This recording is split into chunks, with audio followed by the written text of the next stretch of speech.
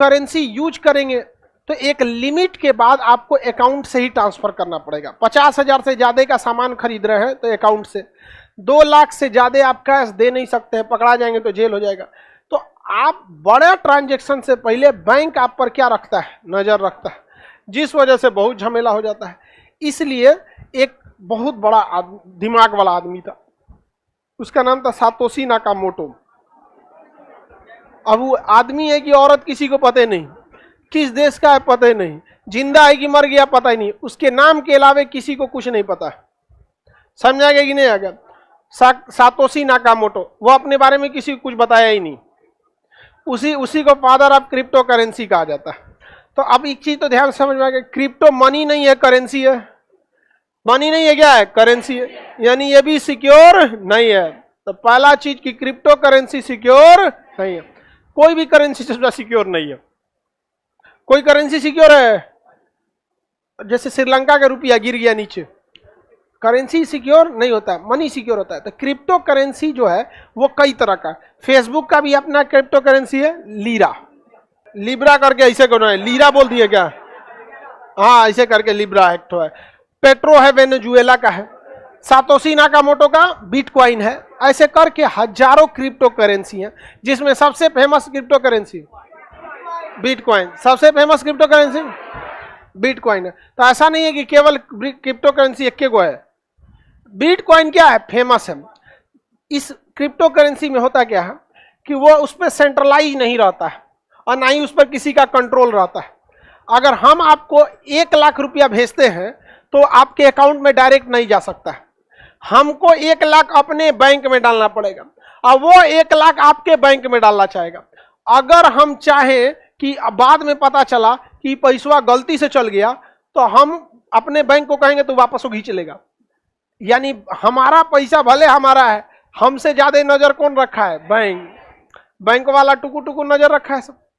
अब बैंक वाला बता देता है इनकम टैक्स को, क्योंकि इनकम टैक्स बैंक से जुड़ा हुआ है कि 10 लाख से ज्यादा का ट्रांजैक्शन होगा, तुरंत हमको मैसेज कर देना, ऑटोमेटिक मैसेज चला जाएगा, ज्यादा भेज रहा है पैसा। तो हमारी करेंसी कैसी है, सेंट्रलाइज कंट्रोल्ड है, जिससे कि नजर हो जाता है। अब हमको मान के चलिए विदेश से पैसा मंगाना है 50 लाख रुपया, तो सबसे पहले इंडिया में पैसा मंगाने के लिए कौन सा कोड चाहिए, IFSC कोड। अब विदेश से पैसा लगाने के स्विफ्ट कोड, विदेश से पैसा के लिए खसी इमोशनल हो गया बेचारा एकदम। विदेश से पैसा मंगाने के लिए स्विफ्ट कोड, और भारत से हमको अमेरिका से 50 लाख मंगाना है तो स्विफ्ट कोड। तो जो भेजेगा पहले अपने अकाउंट में रखेगा और उस अकाउंट से फिर इंडिया में कहाँ भेजेगा, हमारे अकाउंट में, और अचानक 50 लाख पहुंचेगा तो अकाउंट में फ्रीज हो जाएगा। फ्रीज मतलब बंद नहीं हुआ है, ना आप उसमें पैसा भेज सकते हैं ना जमा दिया आपका अकाउंट। अब आपको बुलाएगा, आओ आओ आओ आओ, मैनेजर साहब फोन करेंगे, आपके अकाउंट में सस्पिशियस एक्टिविटी देखी गई है, हचाक से इतना पैसा कहाँ से आया? तो क्या उसका जवाब दो, तुम्हारा क्या काम है भाई, जिसका पैसा है। तो इससे इलीगल चीजों को रोका जा सकता है। तो सेंट्रलाइज करेंसी का फायदा है कि आप इलीगल एक्टिविटीज को क्या कर सकते हैं, रोक सकते। लेकिन एक ऐसा आदमी होता जो पैसा भेजता डायरेक्ट अमेरिका से भारत में, और वह पैसा किसी बैंक को पता नहीं चलता, तो वो हो जाएगा क्या, क्रिप्टो करेंसी। हालांकि ये क्रिप्टो करेंसी आज के समय में, ये पहले से चल रहा है, 100 साल पहले से, जिसे हम हवाला बाजार कहते हैं। कौन सा बाजार, हवाला बाजार। उसमें पैसा कैसे भेजा जाता है, जैसे हमको 10 लाख रुपया पटना से दिल्ली भेजना है, पटना से कहां भेजना है, कितना, 10 लाख। तो हवाला बाजार के कई सारे एजेंट आते हैं सब, तो हमको पटना में कैश ले लेगा, लो भैया ये 10 लाख, उसका कुछ वो पैसा भेजने का 500 1000 रुपया जो चार्ज लेगा वो अपना चार्ज ले लेगा, और 10 लाख ले लिया। इसका कोई जान पहचान वाला होगा दिल्ली में, उसको फोन कर देगा कि भाई यहां से 10 लाख रिसीव हो गया है, वहां पे तुम भेज दो, पैसा पटने में है, लेकिन इसका रिलेटिव जो है वो कहां भेज दिया, दिल्ली। अब ये लोग बाद में अपना हिसाब किताब करते रहेंगे, और दिल्ली में उसके पास पैसा फोन कर देगा। अब हमको जिस व्यक्ति के पास पैसा भेजना था दिल्ली में फोन कर देंगे, हाँ पैसा पहुंच गया है आनंद विहार रेलवे स्टेशन पे, ये नंबर है, इस आदमी से कॉल करो, जाइएगा बस स्टैंड के पीछे को प्लास्टिक में थमा देगा, जाओ हो गया। RBI देखते रहो, जो what is this? Swift code, IFSC code, challan, Nifty, RTGS, chequebook सब रख ले रह गया यहाँ पर। समझ आ गया कि नहीं? अब देखिए, जो एजेंट हमारा पटना से कहाँ भेजा था? दिल्ली। अब उस एजेंट को तो दिल्ली के कई व्यापारी भी पटना भेजे होंगे। तू कहेंगे कि भाई 15 लाख हमारा पटना पहुंचा दो, तो ये पटना वाला एजेंट के फोन करेगा, अरे तोरा 10 लाख हम पहुंचैलो रहियो, वो 10 कटर पीटर हो जाएगा, हम यहाँ से यहाँ भेज देंगे। वो अपना हिसाब कर लेता है सब, और ऐसे ऐसे व्यापार करता है। इसे हम लोग क्या कहते हैं? हुंडी। क्या कहेंगे? हुंडी। समझ में गया? बैंक गायब, पते नहीं है यहाँ पे, निकल गया बैंक, यहाँ पे चिल्लाते रहिए आप। बैंक में झमेला है, 900 का पूरा एजेंट है, सब ट्रेनिंग है, कितना पुलिस को देना है, कितना क्या देना है, सब चीज तो फिक्स रहता है ना। नहीं समझा गया? जिसको यही व्यापार करना है वो मैनेज करना सीख लेगा, नहीं सीख लेगा? करोड़ों का व्यापार यहाँ पे। दाऊद इब्राहिम का नाम सुने? उसका सबसे बड़का बिजनेस यही है, विदेश से पैसा मंगा के इंडिया में, पाकिस्तान में, UAE में, अरब में शिफ्ट करने में सबसे ज्यादा उसका यही पैसा काम करता है। उसका मेन बिजनेस यही है। आपको तो बकलवा तो अपराध है ये, हम कहाँ कह रहे हैं अपराध नहीं है। ये तुम अजब आदमी है यार तुम। बताइए कर सर ये तो गलत बात है ना, आपको नहीं लग रहा ये गलत है? तू कह रहा है कि सर ये तो गलत बात है। गलत बात है? तू फोन पे बतियाते रहता है, वो सही बात है? चलो ध्यान दो आप। आपको समझ में आ रहा है कि नहीं आ रहा? क्या इसमें बैंक काम आया? क्या इसका हिसाब RBI को लगा? ये आदमी A है, ये पटना पैसा भेजा B को, यहां से जब भी पैसा भेजा तो कहा जाता है कि इस व्यक्ति को मान के चलिए कितना % टैक्स लगना है? 30%। तो पहले ही TDS कहता है, टैक्स डिटेक्शन एट सोर्स, कि तुम 10% हमको अब ये काटे के भेजो उसके पास, और इससे हम बाद में कितना ले लेंगे? 20%। तो इनकम टैक्स दोनों पे नजर रखता है। समझ में आ गया कि नहीं आ गया? आप इधर भेजे तो 10% आपसे ले लिया, इनसे कह दिया अब तुम भागोगे कहां से, क्योंकि ये TDS देते समय तुम्हारा पैन कार्ड, आधार कार्ड दे दिया है, तो ये भाग जाएंगे। क्योंकि TDS भरते समय पूछता है किसको दे रहे हैं, नाम, उसका पैन कार्ड, आधार कार्ड। लो ससुरा, ये तो भेजने समय उसको फंसा दिया। तो किसी आदमी को फंसाना है ना बढ़िया से, तो ओकरे नाम पे TDS काट दो। आप काटेंगे कितना? 10%, और फंसेगा इधर ही आप 20। तो आप ऐसे कैसे काट सकते हैं? वो बोल सकता है ना कि भाई जबरदस्ती काट दिया, हमको पता ही नहीं है। लेकिन अगर उसके अकाउंट में पैसा आ गया है तो तो गए काम से, यहाँ पर TDS काट देंगे। तो भाई अगर सोचिए, अगर वो व्यक्ति 1 लाख इधर भेज रहा था, इधर कितना भेज रहा था? 1 लाख, तो इसको 10% यही काटना था, 10% यही काटना था। 10% कौन ले गया? Income tax. अब फिर इधर पहुंचने के बाद 10% कौन ले जाता है? Income tax. यानी ये इधर से निकला कितना? 1 लाख, और यहां पहुंचा कितना? 70,000। फायदा गवर्नमेंट को कितना? 30,000। इसी में घुसा दीजिए हवाला बाजार को। किसे घुसाइए? हवाला बाजार। वो कह गए 30,000 ना, हमारा 21,000 दे दो, हम पहुंचा देंगे यहाँ पे। उसको दीजिए कितना? 1। और फोन करेगा दिल्ली अपने एजेंट को, और वो एजेंट कॉल कर लेंगे सब, हाँ आइए ना, ये गली के पीछे खड़े हैं, देखो चाय वाला दुकान देख रहे हैं ना, हाँ हाँ हाँ, हाथ उठाइए, हाँ हाँ हाँ, बस बस बस बस यही है, बैग लो जाओ, चल गया। समझ में आ गया कि नहीं आ गया? अब बताओ, गवर्नमेंट को चूना लगा दिया सब कि नहीं लगा दे? लेकिन ये कितना देर करिएगा? ये कितना देर करिएगा? बार बार आप फिजिकली जाके आना, ले जाना, पकड़ाने का डर, टाइम का लगना, टाइम लगता है वहां पे, 1-2 दिन लग जाता है वहां। दूसरा, अगर भाग गया एजेंटवा तो कुछ नहीं कर पाएंगे।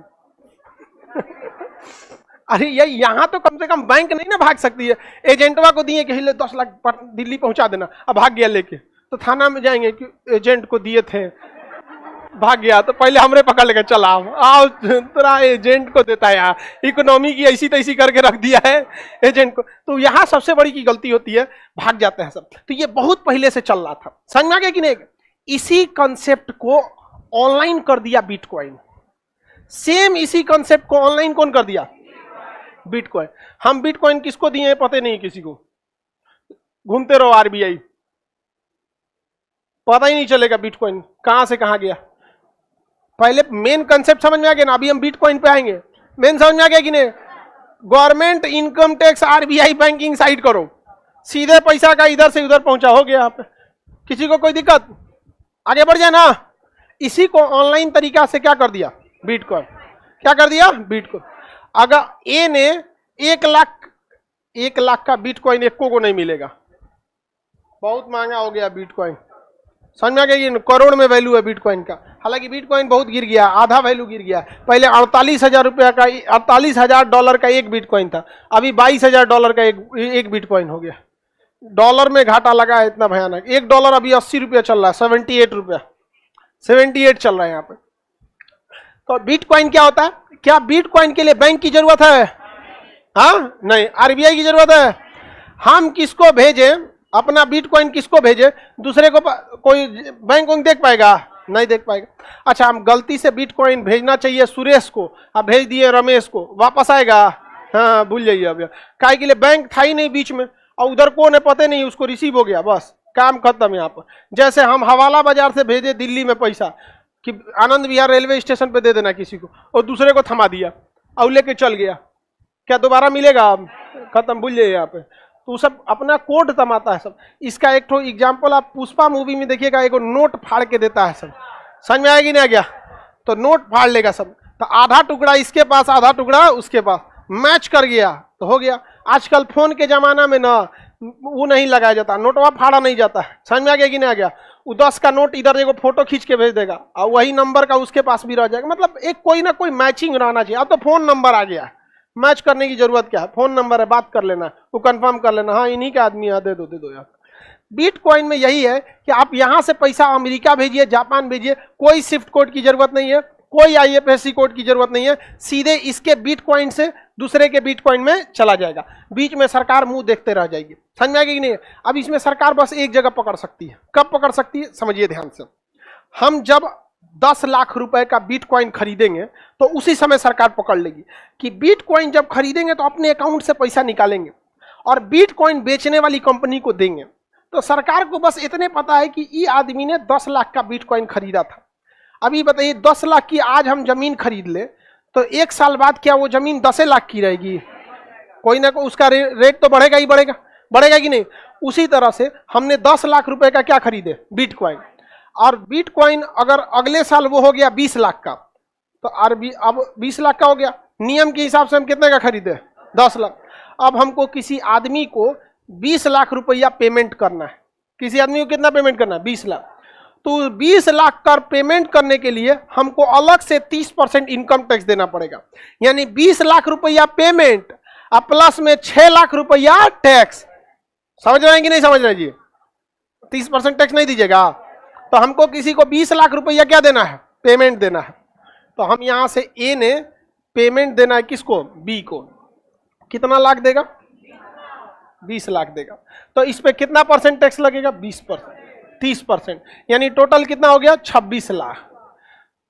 बताइए इसको 20 लाख देने के लिए इसके पास कितना होना चाहिए? 26 लाख।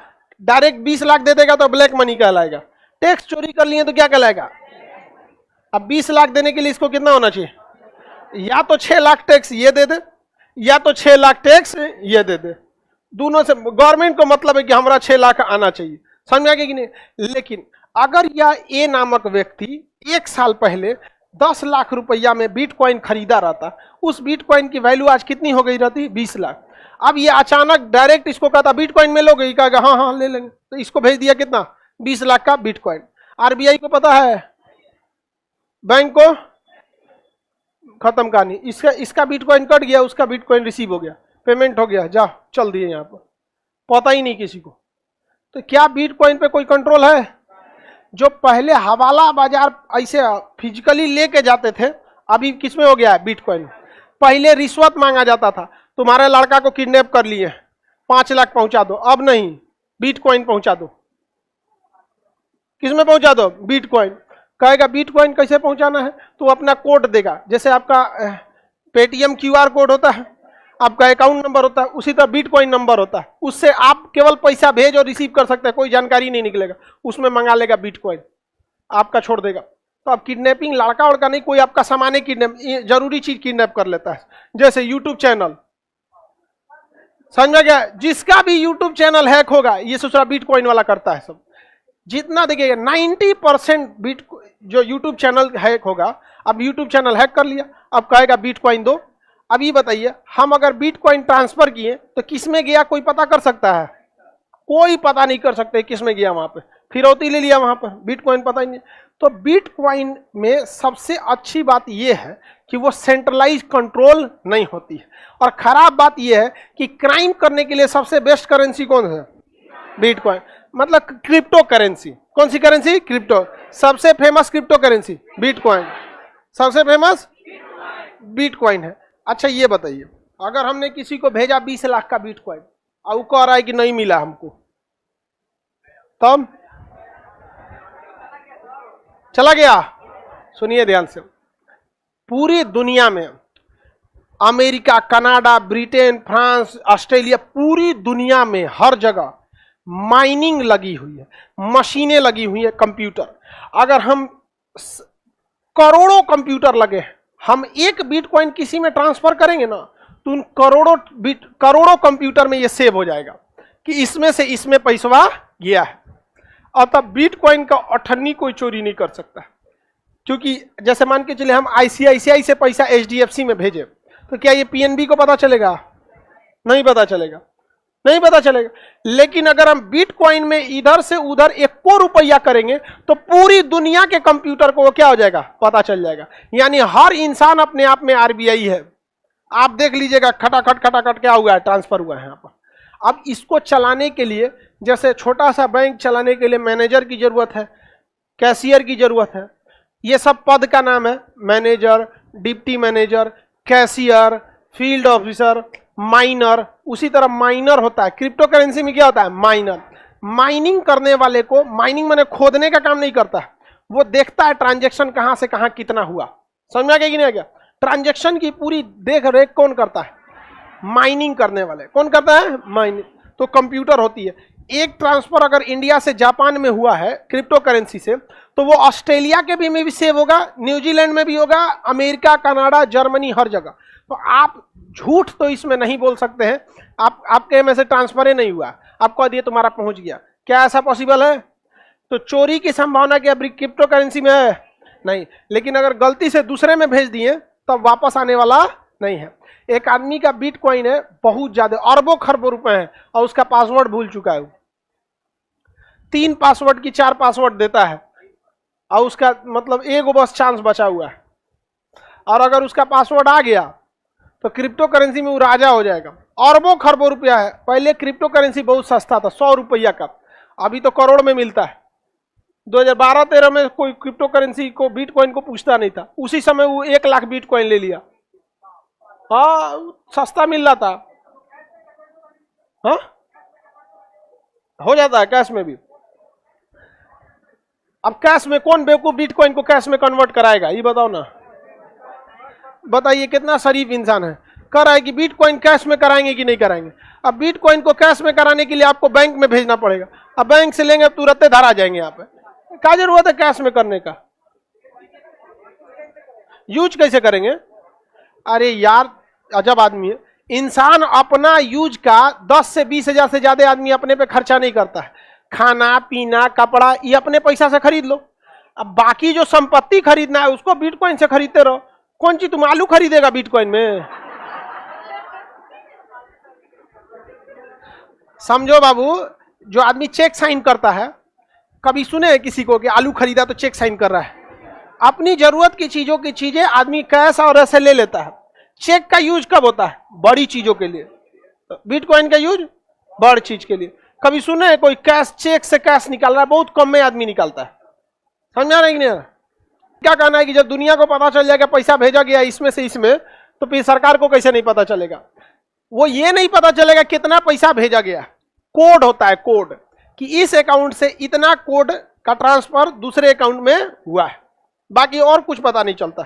जैसे आप स्विस बैंक में अकाउंट खुलवाइएगा ना, तो आपका नाम हम नहीं मिलेगा, आपका कोड मिलेगा। कोड इसीलिए ना पता नहीं चलता है किसका पैसा है। अब इंडिया के एक आदमी का कोड मिल गया था, लोटस। नाम क्या था कोड का? लोटस। और पता चल गया, लीक हो गया मामला कि लोटस नाम का एक अकाउंट है। और ये 1985 के बात है, 84-85 का। विश्वनाथ प्रताप सिंह, वीपी सिंह उस समय प्रधानमंत्री के रेस में चल रहे थे और राजीव गांधी चुनाव जीत रहे थे। वीपी सिंह ने हल्ला कर दिया कि लोटस का मतलब क्या होता है? कमल। और राजीव का मतलब क्या होता है? कमल। समझ में आ गया कि नहीं आ गया? अब चुनाव है भाई, अब सही भी हो सकता है गलत भी हो सकता है, लेकिन उस समय ये बहुत मामला पकड़ा हुआ था कि राजीव गांधी का ही पैसा रखा हुआ है उसमें, क्योंकि उसमें कोड क्या था, लोटस, और राजीव का भी मतलब क्या होता है, कमल, और लोटस का भी मतलब कमल। तो देखिए गवर्नमेंट इसे पहले बैन की हुई थी तो कोई मानता था नहीं, क्योंकि इसके लिए आपको किसी ऑफिस में जाना नहीं है, मोबाइल में खटाखट कर देना है, तो छापा कहाँ मारिएगा, ना कोई जानकारी देता है ना कुछ। हाँ तो अभी गवर्नमेंट को पता है, तो गवर्नमेंट पहले इसे लीगल नहीं माना था, लोग मानते ही नहीं थे, और करोड़ों करोड़ों का व्यापार किसमें होता था, क्रिप्टो में, और क्रिप्टो इतना कोडिंग में है कि आपको पता नहीं चल पाता है कि किसका कोड है। तो अब गवर्नमेंट मजबूरी में आके कही कि क्रिप्टो करेंसी से व्यापार कीजिएगा तो हम टैक्स लेंगे, कही कि भैया पकड़ा है ये नहीं रहा है, लॉस भी हो रहा है, उससे अच्छा क्या ले लो, टैक्स ले लो। तो अभी गवर्नमेंट क्रिप्टो करेंसी को लीगलाइज कर दी है, क्या कर दी है, लीगलाइज कर दी, बशर्ते टैक्स कितना लेगी गवर्नमेंट, 10-20% आपका क्या लेगी, टैक्स लेगी। अलग अलग लेवल पे टैक्स अलग अलग होता है। हाँ व्यापार कर सकते हैं बिटकॉइन में, बशर्ते सामने वाला लेने के लिए रिसीव करे। समझिए ध्यान से, हमारा रुपया जो है वो लीगल टेंडर है, यानी अगर हम किसी को भारत में रुपया में पेमेंट देते हैं तो वो मानने के लिए कंफर्म है, उसे लेना ही पड़ेगा। समझ में आ गया कि नहीं? अगर आप किसी को फोन पे कर दें तो मना कर सकता नहीं, आप कहेंगे अकाउंट ट्रांसफर कर दे तो कहेगा नहीं, लेकिन आप कहेंगे कि हम आपको पैसा दें तब वो मना नहीं कर सकता, क्योंकि रुपया क्या है, लीगल टेंडर है। रुपया क्या है, लीगल टेंडर। उसी तरह से क्रिप्टो करेंसी लीगल टेंडर नहीं है।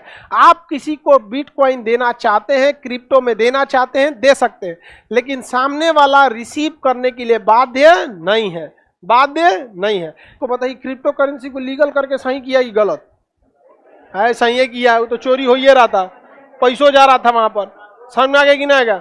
सेम जैसे बिहार में दारू वाला सिस्टम है, बिक ये रहा है, हालांकि पीने वाले की गलती है ये, नेपाल से भी आ जाता है ना।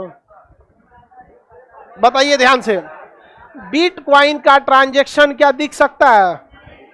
क्या बिटकॉइन के ट्रांजैक्शन की लेन देन का रिकॉर्ड कौन रखता है? माइनर। आप भी माइनिंग का काम कर सकते हैं कि नहीं? कर सकते हैं। माइनिंग के लिए बस आपको एक कोर्स लेना पड़ता है, उसमें जब सही से हो जाइएगा तो आप माइनिंग करने लगिएगा।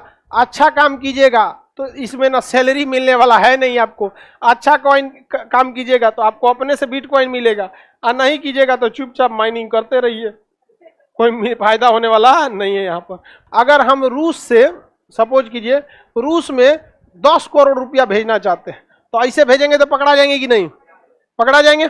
एक काम करते हैं, तो 10 करोड़ हम बिटकॉइन भेज देंगे तो पकड़ाएंगे नहीं।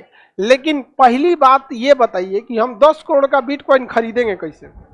समझिए ध्यान से, छोटे छोटे लोगों से, किसी से 1 लाख का, किसी से 2 लाख का, किसी से 5 लाख का बिटकॉइन खरीदवाएंगे, ताकि जिस पर गवर्नमेंट की नजर न पड़े, गवर्नमेंट की नजर न पड़े। एक के बाद 10 करोड़ का खरीद लेंगे तो नजर पड़ जाएगा, अब 5-5 लाख करके आप 1000 आदमी से खरीदवा दीजिए, नजर नहीं पड़ेगा, तो उनसे खरीदवाएंगे।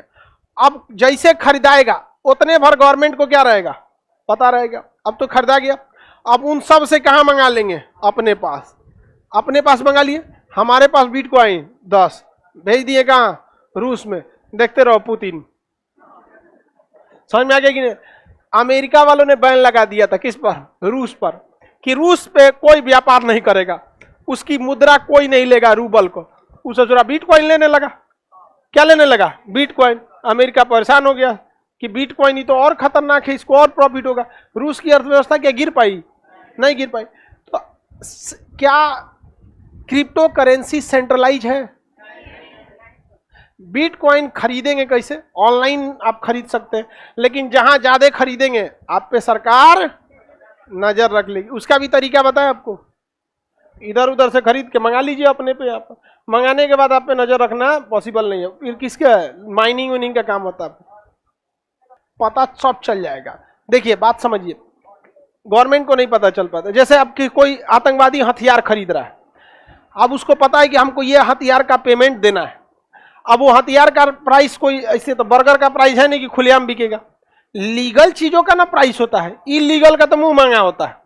जैसे शराब जहां लीगल है वहां एमआरपी पे मिलता है, अब यार में जोन चीज मांगेगा देना पड़ेगा आपको। आपको न कोई एकदम पीने का एकदम अब मूड बना लिया है, उसे 500 ज्यादा भी मांगेंगे तो देगा।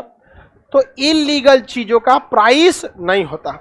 जो व्यापारी है, जो खरीदार है, अपना इंटरनेट पे दाम फिक्स कर लिए और टैक्स बचाने के लिए पेमेंट किससे कर देंगे? बिटकॉइन। ये बहुत बड़ा चेंज चल रहा है। जितना इंटरनेशनल क्राइम है, इतना सब हो रहा है, सब किस पे हो रहा है? बिटकॉइन पे हो रहा है। और इसके लिए इंटरनेट का एक अलग दुनिया होता है, डार्क वेब। समझ में आ गया कि गूगल का 3 दुनिया। एक नॉर्मल गूगल आप यूज करते हैं, एक इनकॉग्निटो जो आपको बताए थे, देखे थे ना इनकॉग्निटो, यहां पे क्लिक किए इनकॉग्निटो काला हो गया है। क्या सर्च करेंगे? कोई रिकॉर्ड नहीं बचेगा, कोई रिकॉर्ड नहीं बचेगा, ना हिस्ट्री बचेगा, ना ये पता चलेगा कि किसने किया है। बात समझिए। यहां देखिए, यहां पे अभी क्या लिख रहा है? इनकॉग्निटो।